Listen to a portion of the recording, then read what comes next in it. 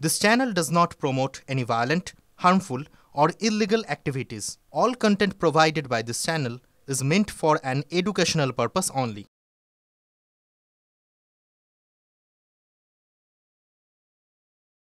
Top quality और consistent performance के लिए सिर्फ सिल्वर पंप नाम याद रखना। অনেকেই আক্ষেপ করেন বাংলার রাজনীতিতে সৌজন্যের বড় অভাব। উত্তরবঙ্গের যে ছবি সামনে এসেছে তাতে আর আক্ষেপ থাকবে না। একই গাড়িতে তৃণমূলের নেতা এবং বিজেপির নেত্রীর মদ্যপানের ছবি ভাইরাল, তাও আবার রাস্তায় রাতের অন্ধকারে। কেউই ছোটখাটো নেতা নন, একজন ক্রান্তি পঞ্চায়েত সমিতির সভাপতি, আর অন্যজন জলপাইগুড়ি বিজেপির জেলা সভানেত্রী।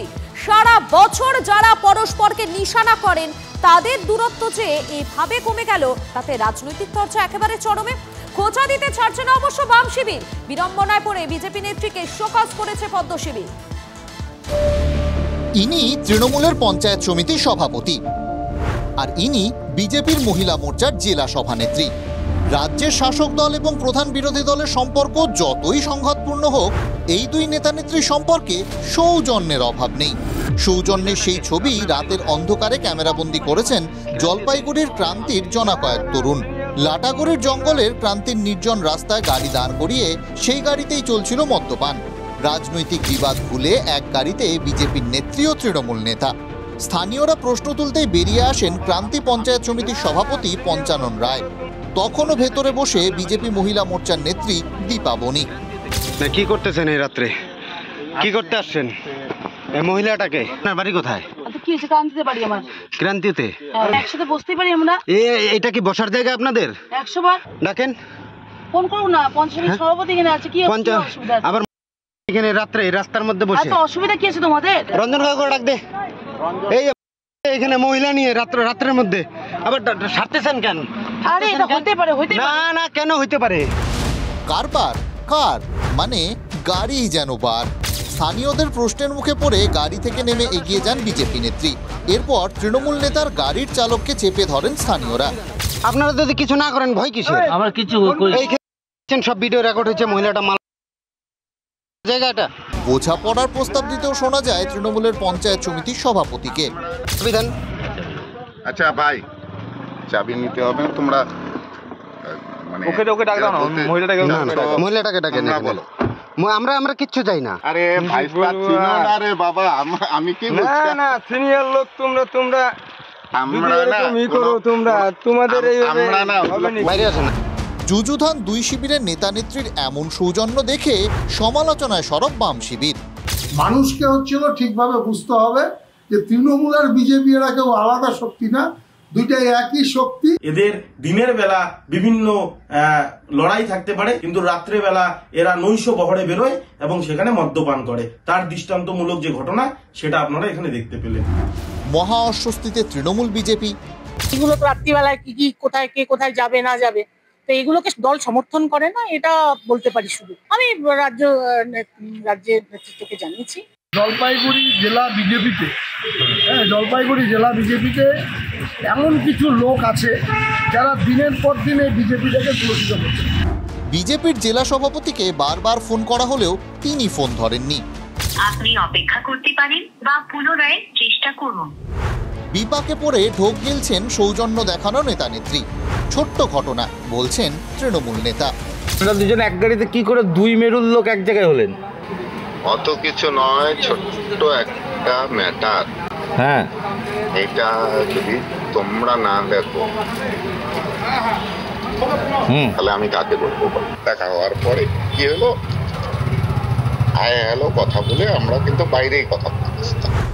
চক্রান্ত বলছেন বিজেপি নেত্রী। ওটা আমাকে চক্রান্ত করে ফাঁসানো হয়েছে। এটা বলছে যে রাত্রিবেলায়, ওটা রাত্রিবেলা না, একদম ঘোর সন্ধ্যাবেলা ঘটনাটা। প্রতিপথে দেখা হয়েছে, বলছে কথা বলি, ফাঁকা জায়গায় গিয়ে কথা বলি। আমি একটা হততম্ব হয়ে গেছি, তখন তো আমাকে পাওয়ার দিয়ে কথা বলতেই হবে। যুক্তি দিতে গিয়ে কি নিজেদের কথার জালে নিজেরাই জড়িয়ে যাচ্ছেন না? রনি চৌধুরীর রিপোর্ট, TV9 বাংলা। বৃষ্টি কমে গেছে, কিন্তু জেলায় জেলায় জল যন্ত্রণা ভোগান্তি চলছে।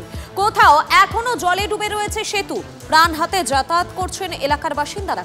কোথাও আবার জলের তোড়ে ভেঙে গেছে ফেরিঘাট, পাকা রাস্তার উপর দিয়ে বইছে জল, ডুবে রয়েছে ক্ষেত খামার সমস্ত জায়গা। এবং ঘাটাল, চন্দ্রকোনা, আরামবাগ, লাভপুর সহ বিভিন্ন জায়গায় জলোচ্ছবি আপনাদেরকে এই মুহূর্তে দেখাবো।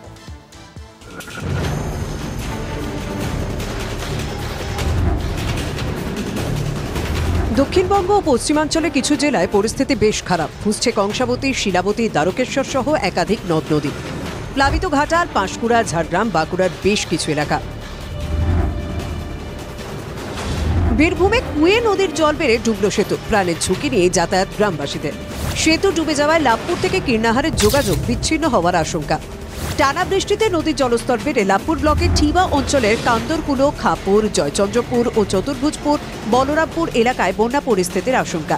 টানা বৃষ্টিতে ময়ূরাক্ষী নদীর জল বেড়ে যাওয়ায় ভেঙে গেল সাঁইথিয়ার ফেরিঘাট।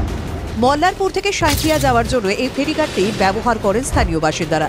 স্বাভাবিকভাবেই সমস্যায় পড়েছেন তারা। এদিকে তিলপাড়া ব্যারেজ থেকে দুপুরে জল ছাড়া হয়েছে, তার জেরে ময়ূরাক্ষী নদীতে জলস্তর আরও বেড়ে গিয়েছে। পরিস্থিতি আরও ঘোরালো হচ্ছে। প্রত্যেক বছর যেভাবে দুর্গাপুজো আসে সেইভাবেই আমাদের কাছে বন্যা আসে। এই যে গ্রামে এই বন্যার সময় আরেকটু জল বৃদ্ধি হলেই এখানে যোগাযোগ ব্যবস্থা সম্পূর্ণরূপে বন্ধ হয়ে যাবে। ঘাটালে বাড়ছে জল। ঘাটাল চন্দ্রকোনা রাজ্য সড়কে জল পেরিয়ে চলছে যাতায়াত। শিলাবতী ও ঝুমি নদীর জলস্তর বেড়ে প্লাবিত পশ্চিম মেদিনীপুরে ঘাটাল পুরো এলাকা সহ গ্রামীণ এলাকা।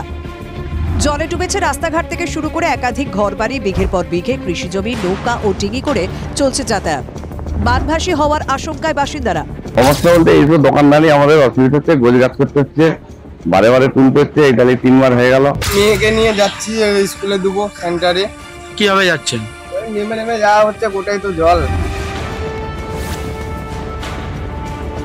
বেহাল রাস্তা দেখতে গিয়ে কেউ ফিরলেন জুতো হাতে, কেউ বা টলমলো পায়ে কোনো ক্রমে কাদায় পড়া থেকে বাঁচলেন। সেচ দপ্তরের এক্সিকিউটিভ ইঞ্জিনিয়ারও ফিরলেন ঘুরপথে। পশ্চিম মেদিনীপুরের চন্দ্রকোনা 2 নম্বর ব্লকের যদুপুর গ্রামের নদী পাড়ের উপর একমাত্র গুরুত্বপূর্ণ রাস্তাটি দীর্ঘদিন ধরেই বেহাল। তার উপরে কয়েকদিন আগে বৃষ্টিতে শিলাবতী নদীর জল বেড়ে রাস্তা তছনছ অবস্থা। ভেঙে গিয়েছে নদী পাড়ের রাস্তার বাঁধ। প্রশাসনের উদাসীনতার অভিযোগে ক্ষোভে ফুঁসছেন গ্রামবাসীরা। সেই রাস্তা দেখতে গিয়ে জুতো হাতে বাড়ি ফিরলেন এলাকার পঞ্চায়েত সদস্য।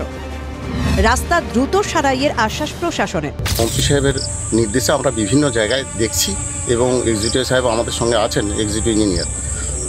যত দ্রুত ব্যবস্থা নেওয়া যায় সেই জন্য আমরা প্রশাসনিকভাবে আমরা চেষ্টা করি।